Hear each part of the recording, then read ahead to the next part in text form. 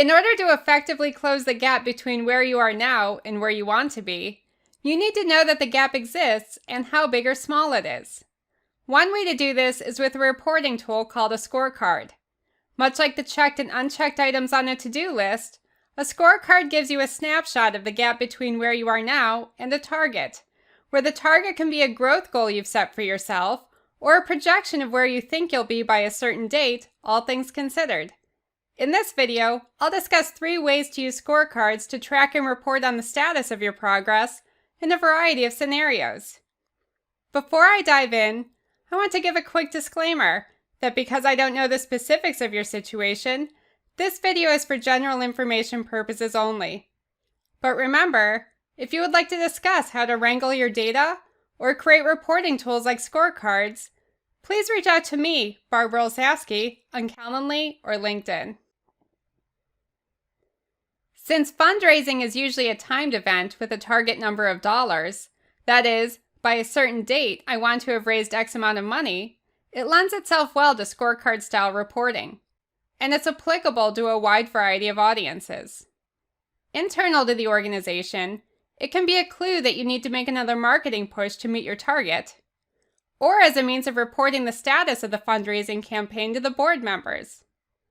Externally, watching the meter can spur others to donate to help you close the gap. While it's common to see these gaps and targets displayed as fundraising thermometers, with percentages or stars or trophies used to indicate milestones towards the goal, it doesn't have to be a fancy graphic to do its job.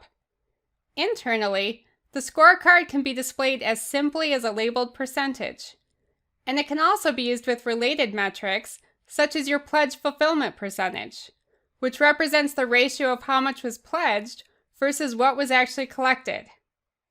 Having the type of data that you need for these scorecards can also help you forecast and budget around similar campaigns in the future. In terms of company revenue, you're usually trying to at least match, if not exceed, what you generated last year. At a very basic level, you could simply tally this year's revenue to date and compare it against last year's revenue to date, and display these tallies as a percentage, or plot it as a column chart juxtaposed with a target line. Now, it's not last year's revenue amount that makes this a scorecard application, but having a revenue target in mind at all. That means you can use a scorecard even if you're just starting from scratch. In a previous video on turning vision into action, I used an example of turning an annual monetary target into a monetary goal for weekly, quarterly, and annual billable hours. For both of these revenue scenarios, you could use a set of scorecards to track the status of your revenues to date. One for your annual target, so that you can assess the gap between where you are now and where you want to be at the end of the year, and so you don't get blindsided or lose track of the fact that progress is made in smaller incremental steps. One for your quarterly target, and one for your monthly target.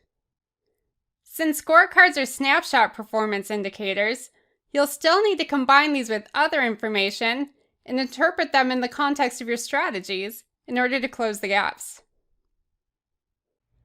What happens when your data is a list of text instead of a list of numbers? I frequently hear the word scorecard in board meetings, and normally as a means of tracking which agendas have been realized or not over the course of a year. In this case, you could track the list of agenda items, much as you do a to-do list, indicating whether each thing on the list has been achieved. Your scorecard then is twofold. On the one hand, it's an assessment for each agenda item, with options such as not started, still in progress, achieved, and abandoned.